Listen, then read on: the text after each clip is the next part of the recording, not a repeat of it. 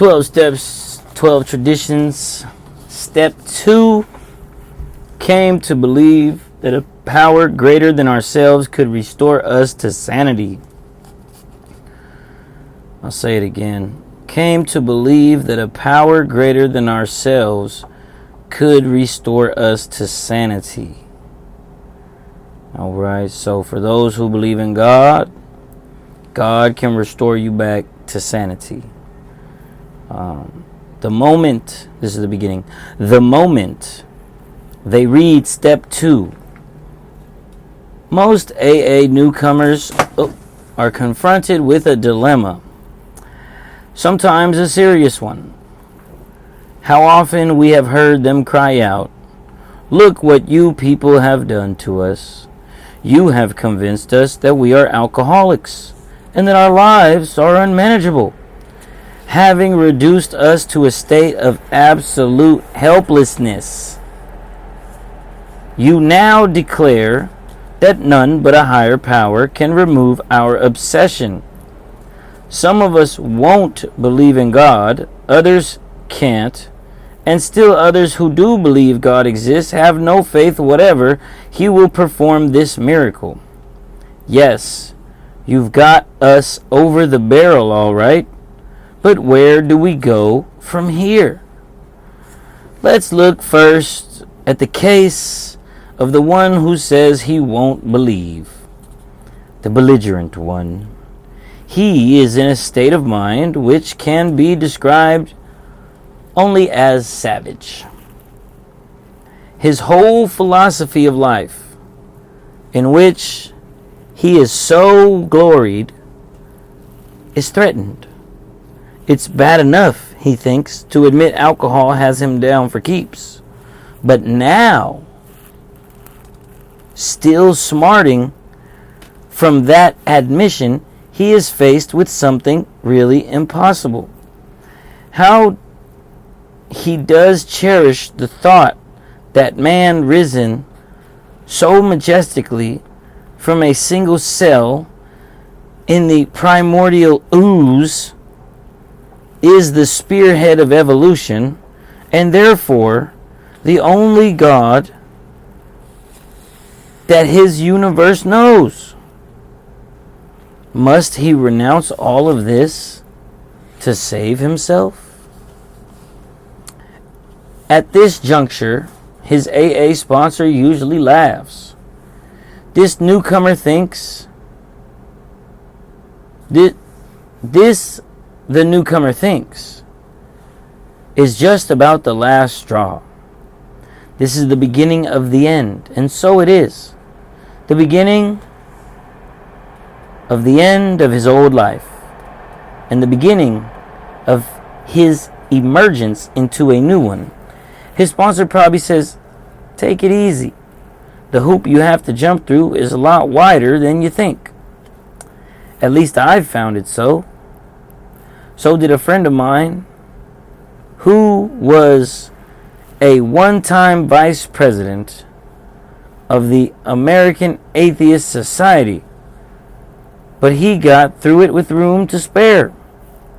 "Well," says the newcomer, "I know you're telling me the truth. It's no doubt a fact that AA is full of people who once believed as I do. But how in these circumstances does a fellow take it easy? That's what I want to know." "That," agrees the sponsor, "is a very good question indeed. I think I can tell you exactly how to relax. You won't have to work at it very hard either. Listen, if you will, to these 3 statements first. Alcoholics Anonymous does not demand that you believe anything. All of its 12 steps are but suggestions. Second, to get sober and stay sober, you don't have to swallow all of step 2 right now. Looking back, I find that I took it piecemeal myself. Third, all you really need is a truly open mind. Just resign from the debating society and quit bothering yourself with such deep questions as whether it was the hen or the egg that came first. Again, I say, all you need is the open mind. The sponsor continues. Excuse me. The sponsor continues. Take, for example, my own case. I had a scientific schooling. Naturally, I respected, venerated, and even worshipped science. As a matter of fact, I still do, all except the worship part. Time after time, my instructors held up to me the basic principle of all scientific progress, search and research, again and again, always with the open mind. When I first looked at AA, my reaction was just like yours. This AA business, I thought, is totally unscientific. This I can't swallow. I simply won't consider such nonsense. Then I woke up and had to admit that AA showed results, prodigious results. I saw that my attitude regarding these had been anything but scientific. It wasn't AA that had the closed mind. It was me. The minute I stopped arguing, I could begin to see and feel. Right there, step 2, gently and very gradually began to infiltrate my life. I can't say upon what occasion or upon what day I came to believe in a power greater than myself, but I certainly have that belief now. To acquire it, I only had to stop fighting and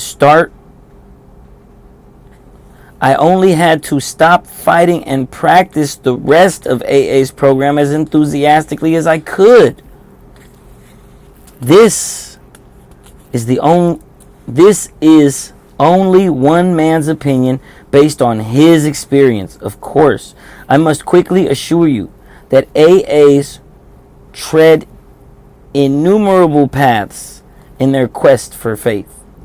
If you don't care for the one I've suggested, you'll be sure to discover one that suits if only you look and listen. Like many a man like you has begun to solve the problem by the method of substitution. You can, if you wish, make AA itself your higher power. Here's a very large group of people who have solved their alcohol problem. In this respect, they are certainly a power greater than you, who have not even come close to a solution. Surely you can have faith in them. Even this minimum of faith will be enough. You will find many members who have crossed the threshold just this way. All of them will tell you that once across, their faith broadened and deepened. Relieved of the alcohol obsession, their lives unaccountably transformed. They came to believe in a higher power, and most of them began to talk of God. Consider the next plight of those who once had faith but have lost it. There will be those who have drifted into indifference, those filled with self-sufficiency who have cut themselves off, those who have become prejudiced against religion, and those who are downright defiant because God has failed to fulfill their demands. Can AA experience tell all these they may still find a faith that works? Sometimes AA comes harder to those who have lost or rejected faith than those who have never had any faith at all. For they think they have tried faith and found it wanting. They have tried the way of faith and the way of no faith. Since both ways have proved bitterly disappointing, they concluded there is no place whatever for them to go. The roadblocks of indifference, fancied self-sufficiency, prejudice, and defiance often prove more solid and formidable for these people than any erected by the unconvinced agnostic or even the militant atheist. Religion says the existence of God can be proved. The agnostic says it can't be proved. The atheism claims proof of the non-existence of God. Obviously, the dilemma of the wanderer from faith is that profound confusion. He thinks himself lost to the comfort of any conviction at all. He cannot attain in even a small degree the assurance of the believer, the agnostic, or the atheist. He is the bewildered one. Any number of AAs can say to the drifter, yes, we were diverted from our childhood faith too. The overconfidence of youth was too much for us. Of course, we were glad that good home and religious training had given us certain values. We were still sure that we ought to be fairly honest, tolerant, and just. That we ought to be ambitious and hard-working. We became convinced that such simple rules of fair play and decency would be enough. As material success, founded upon no more than these ordinary attributes, began to come to us, we felt we were winning at the game of life. This was exhilarating, and it made us happy.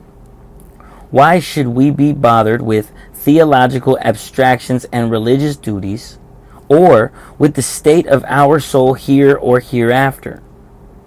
The here and now was good enough for us. The will to win would carry us through.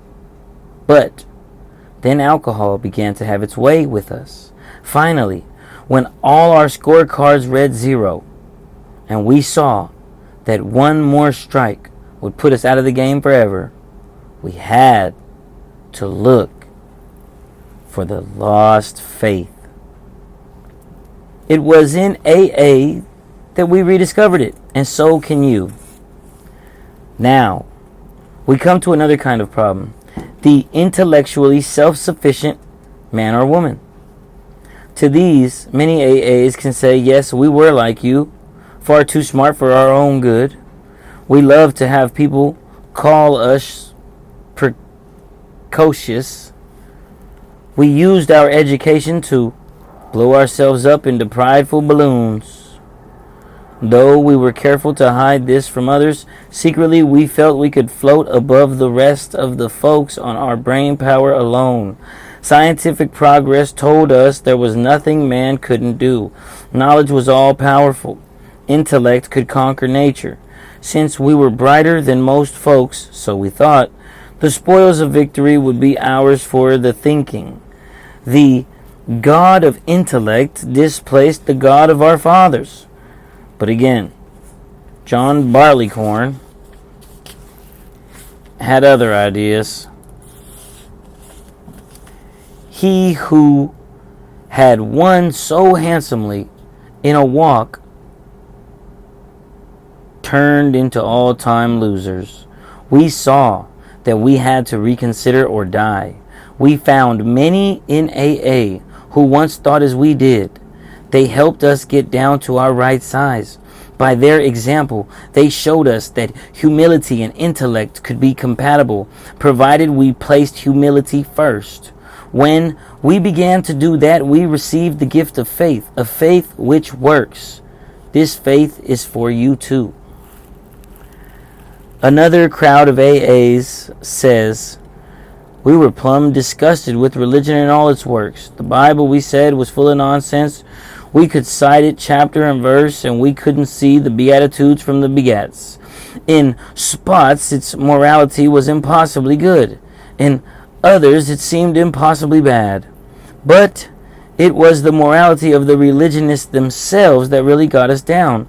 We gloated over the hypocrisy, bigotry, self-righteousness that clung to so many believers, even in their Sunday best. How we loved to shout the damaging fact that millions of the good men of religion were still killing each other off in the name of God. This all meant, of course, that we had substituted negative for positive thinking. After we came to AA, we had to recognize that this trait had been an ego-feeding proposition. In belaboring the sins of some religious people, we could feel superior to all of them. Moreover, we could avoid looking at some of our own shortcomings. Self-righteousness is the very thing we had contemptuously condemned in others, was our own besetting evil. This phony form of respectability was our undoing, so far as faith was concerned. But finally, driven to AA, we learned better. As psychiatrists have often observed, defiance is the outstanding characteristics of many an alcoholic. So it is not strange that lots of us have had our day at defying God Himself. Sometimes it is because God has not delivered us the good things of life, which specified as a greedy child makes an impossible list for Santa Claus. More often, though, we had met up with some major calamity and, to our way of thinking, lost out because God deserted us. The girl we wanted to marry had other notions. We prayed God that she'd change her mind, but she didn't.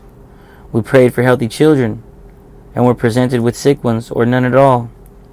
We prayed for promotions at businesses and none came. Loved ones upon whom we heartily depended were taken from us by so-called acts of God. Then we became drunkards and asked God to stop that, but nothing happened. This was the unkindest cut of all. Damn this faith business, we said. When we encountered AA, the fallacy of our defiance was revealed. At no time had we asked what God's will was for us. Instead, we had been telling Him what it ought to be. No man we saw could believe in God and defy Him too. Belief means reliance, not defiance. In AA, we saw the fruits of this belief.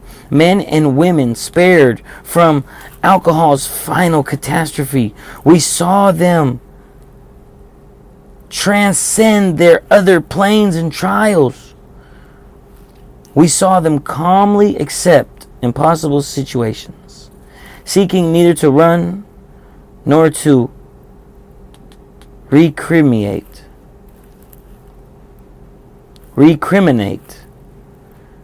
This was not only faith, it was faith that worked under all conditions. We soon concluded that whatever price in humility we must pay, we would pay. Now, let's take the guy full of faith, but still reeking of alcohol. He believes he is devout. His religious observance is scrumptious. He's sure he still believes in God, but suspects that God doesn't believe in him. He takes pledges and more pledges. Following each, he not only drinks again, but acts worse than the last time. Valiantly, he tries to fight alcohol, imploring God's help, but help doesn't come. And what can be the matter? To clergymen, doctors, friends, and families, the alcoholic who means well and tries hard is a heartbreaking riddle. To most AAs, he is not. There are too many of us who have been just like him and have found the riddle's answer. This answer has to do with the quality of faith rather than its quantity. This has been our blind spot. We suppose we had humility when really we hadn't. We suppose we had been serious about religious practice when, upon honest appraisal, we found we had only been superficial. Or, going to the other extreme, we had wallowed in emotionalism and had mistaken it for true religious feelings. In both cases, we had been asking something for nothing. The fact was, we hadn't really cleaned house so that the grace of God could enter us and expel the obsession. In no deep or meaningful sense had we ever taken stock of ourselves, made amends to those we had harmed, or freely given to any other human being without any demand for reward. We had not even prayed rightly. We had always said, "Grant me my wishes," instead of "Thy will be done." The love of God and man we understood not at all. Therefore, we remain self-deceived and so incapable of receiving enough grace to restore us to sanity. Few indeed are the practicing alcoholics who have any idea how irrational they are, or seeing their irrationality can bear to face it. Some will be willing to term themselves problem drinkers, but cannot endure the situation that they are in fact mentally ill. They are abetted in this blindness by a world which does not understand the difference between sane drinking and alcoholism. Sanity is defined as soundness of mind, yet no alcoholic, soberly analyzing his destructive behavior, whether the destruction fell on the dining room furniture or his own moral fiber, can claim soundness of mind for himself. Therefore, step 2 is the rallying point for all of us. Whether agnostic, atheist, or former believer, we can stand together on this step. True humility and an open mind can lead us to faith. And every AA meeting is an assurance that God will restore us to sanity if we rightly relate ourselves to Him. Step 2, for those that came in late, is came to believe that a power greater than ourselves could restore us to sanity. Tune in for Tradition 2. Thank you. Jumping into Tradition 2. That's right, Tradition 2, ladies and gentlemen. And this is out of the 12 and 12. We're going to jump right in. For every group purpose, there is but one ultimate authority, a loving God, as He may express Himself in our group conscious. Our leaders are but trusted servants. They do not govern. I'm going to read that again. Tradition 2. For our group purpose, there is but one ultimate authority, a loving God, as He may express Himself in our group conscious. Our leaders are but trusted servants. They do not govern. Where does AA get its direction? Who runs it? This too is a puzzler for every friend and newcomer. When told that our society has no president, having no authority to govern it, no treasurer who can compel the payment of any dues, no board of directors who can cast an errand member into outer darkness, when indeed no AA can give an other directive or enforce obedience, our friends gasp and exclaim, this simply can't be. There must be an angle somewhere. These practical folk then read Tradition 2 and learn that the sole authority in AA is a loving God, as He may express Himself in the group conscious. They dubiously ask an experienced AA member if this really works. The member, sane to all appearances, immediately answers, yes, it does. The friends mutter that this looks vague, nebulous, pretty naive to them. Then they commence to watch us with speculative eyes, pick up a fragment of AA history, and soon have the solid facts. What are these facts of AA life which brought us to this apparently impractical principle? John Doe, a good AA, moves, let us say, to Middletown, USA. Alone now, he reflects that he may not be able to stay sober or even alive unless he passes on to other alcoholics what was so freely given to him. He feels a spiritual and ethical compulsion because hundreds may be suffering within reach of his help. Then, too, he misses his home group. He needs other alcoholics as much as they need him. He visits preachers, doctors, editors, policemen, and bartenders, with the result that Middletown now has a group and he is the founder. Being the founder, he is at first the boss. Who else could be? Very soon, though, his assumed authority to run everything begins to be shared with the first alcoholics he has helped. At this moment, the benign doctor becomes the chairman of a committee composed of his friends. These are the group's growing hierarchy of service. Self-appointed, of course, because there is no other way. In a matter of months, AA booms in Middletown. The founder and his friends channel spirituality to newcomers, hire halls, make hospital arrangements, and entreat their wives to brew gallons of coffee.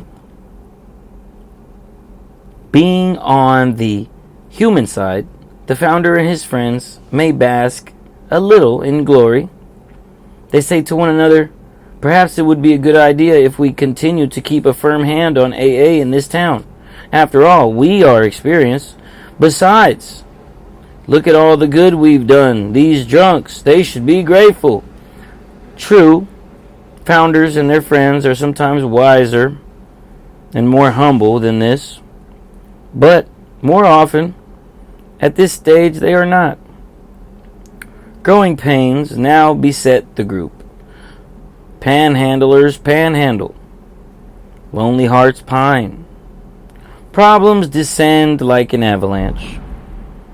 Still more important, murmurs are heard in the body politic, which swell into a loud cry.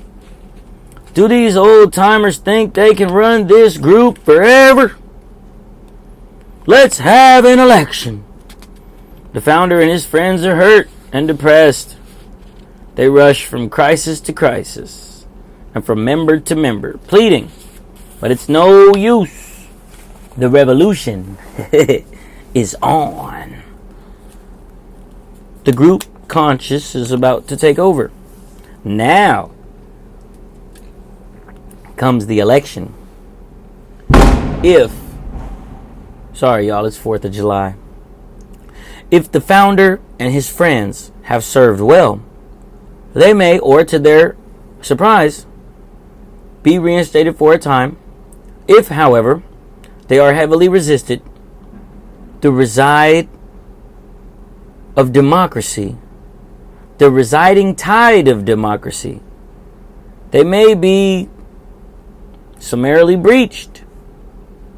In either case, the group now has a so-called rotating committee, very sharply limited in its authority. In no sense whatever can its members govern or direct the group. They are servants. There is sometimes thankless privilege of doing the group's chores,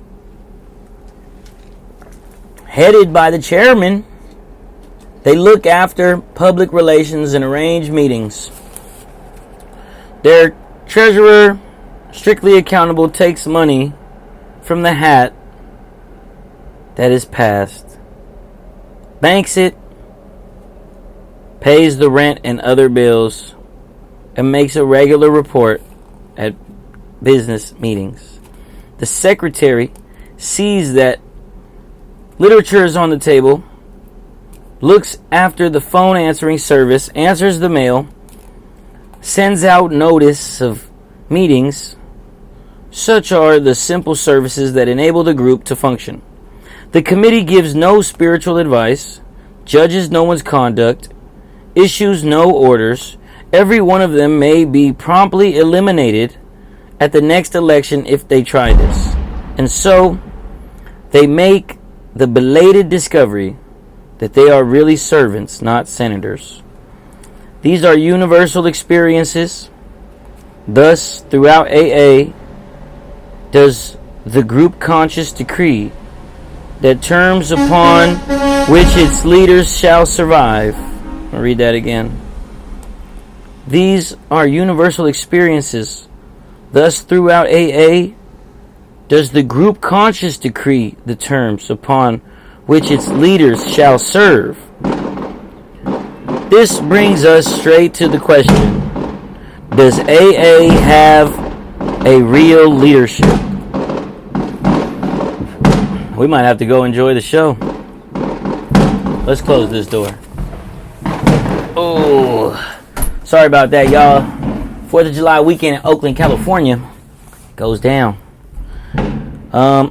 These are universal experiences. Thus, throughout AA, does not the group conscious decree the terms upon which its leaders shall serve? This brings us straight to the question: does AA have a real leadership? Most emphatically, the answer is yes, notwithstanding the apparent lack of it. Let's turn again to the deposed founder and his friends. What becomes of them as their grief and anxiety wear away? A subtle change begins. Ultimately, they divide into two classes, known in AA slang as elder statesmen or bleeding deacons. The elder statesman is the one who sees the wisdom of the group's decision, who holds no resentment over his reduced status, whose judgment, fortified by considerable experience, is sound, and who is willing to sit quietly on the sidelines, patiently awaiting developments.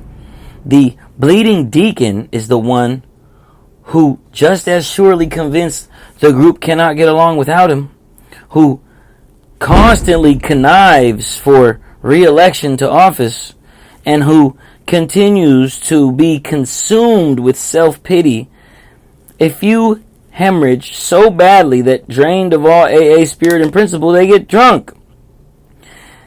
At times, the AA landscape can seem to be littered with bleeding forms. Nearly every old-timer in our society has gone through this process in some degree. Happily, most of them survive and live to become elder statesmen. They become the real and permanent leadership of AA. There is the quiet opinion, the sure knowledge, and the humble example that resolve a crisis when sorely perplexed. The group inevitably turns to them for advice. They become the voice of the group conscious. In fact, these are the true voice of Alcoholics Anonymous. They do not drive by mandate. They lead by example. This is the experience which has led us to the conclusion that our group conscious, well advised by its elders, will be, in the long run, wiser than any single leader. When AA was only 3 years old, an event occurred demonstrating this principle. One of the first members of AA, entirely contrary to his own desires, was obliged to conform to group opinion. Here is the story in his words. One day I was doing a 12th step at a hospital in New York. The proprietor, Charlie, summoned me to his office. "Bill," he said, "I think it's a shame you are financially so hard up. All around you, these drunks are getting well and making money, but you're giving this work full time and you're broke. This isn't fair." Charlie fished in his desk and came up with an old financial statement. Handing it to me, he continued, "This shows the kind of money the hospital used to make back in the 1920s. Thousands of dollars a month. It should be doing just as well now. And it would, if only you'd help me. Why don't you move your work in here? I'll give you an office, decent drawing account, and a healthy slice of the profits." 3 years ago, when my head doctor Silkworth began to tell me of the idea of helping drunks by spirituality, I thought it was crackpot stuff, but I've changed my mind. Someday this bunch of ex-drunks of yours will fill Madison Square Garden, and I don't see why you should starve meanwhile. What I propose is perfectly ethical. You can become a lay therapist and more successful than anybody in the business. I was bowled over. There are few twinges of conscience until I saw how really ethical Charlie's proposal was. There was nothing wrong, whatever, with becoming a lay therapist. I thought of Lois coming home exhausted from the department store each day, only to cook supper for a house full of drunks who weren't paying board. I thought of the large sum of money still owing my Wall Street creditors. I thought of a few of my alcoholic friends who were making as much money as ever. Why shouldn't I do as they? Although I asked Charlie for a bit of time to consider it, my own mind was made up. Racing back to Brooklyn on the subway, I had a seeming flash of divine guidance. It was only a single sentence, but most convincing. In fact, it came right out of the Bible. A voice kept saying to me, "The laborer is worthy of his hire. The laborer is worthy of his hire." Arriving home, I found Lois cooking as usual, while 3 drunks looked hungrily on from the kitchen door. I drew her aside and told her the glorious news. She looked interested, but not as excited as I thought she would be. It was meeting night. Although none of the alcoholics we boarded seemed to get sober, some others had, with their wives crowded into our downstairs parlor. At once, I burst into the story of my opportunity. Never shall I forget their impassive faces and the steady gaze they focused upon me. With waning enthusiasm, my tale trailed off to the end. There was long silence. Almost timidly, one of my friends began to speak. "We know how hard up you are, Bill. It bothers us a lot. We've often wondered what we might do about it. But I think I speak for everyone here when I say that what you now propose bothers us an awful lot more." The speaker's voice grew more confident. "Don't you realize," he went on, "that you can never become a professional? as generous as Charlie has been to us, don't you see that we can't tie things up with this hospital or any other? You tell us that Charlie's proposal is ethical. Sure, it's ethical. But what we've got won't run on ethics only. It's got to be better. Sure, Charlie's idea is good, but it isn't good enough. This is a matter of life and death, Bill, and nothing but the very best will do. This is a matter of life and death, Bill, and nothing but the very best will do. Challengingly, my friends looked at me as their spokesman continued. Bill, haven't you often said right here in this meeting that sometimes the good is the enemy of the best? Well, this is a plain case of it. You can't do this thing to us. So, the group conscious was right and I was wrong. The voice on the subway was not the voice of God. Here was the true voice welling up out of my friends. I listened, and thank God I obeyed. Tradition 2, long form. For our group purpose, there is but one ultimate authority, a loving God, as he may express himself in our group conscious. One more time. For our group purpose, there is but one ultimate authority, a loving God, as he may express himself in our group conscience. I wonder what's the difference between the short version and the long version. A loving God, as he may express himself in our group conscience. Our leaders are but trusted servants, they do not govern. This is the short version. Alright. Well, I'm going to put this up on YouTube today. Thank you for listening.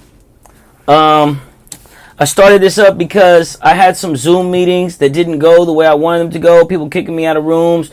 Yeah, and I had felt that the newcomer wasn't being the most important person. And someone was like, hey, I started this meeting.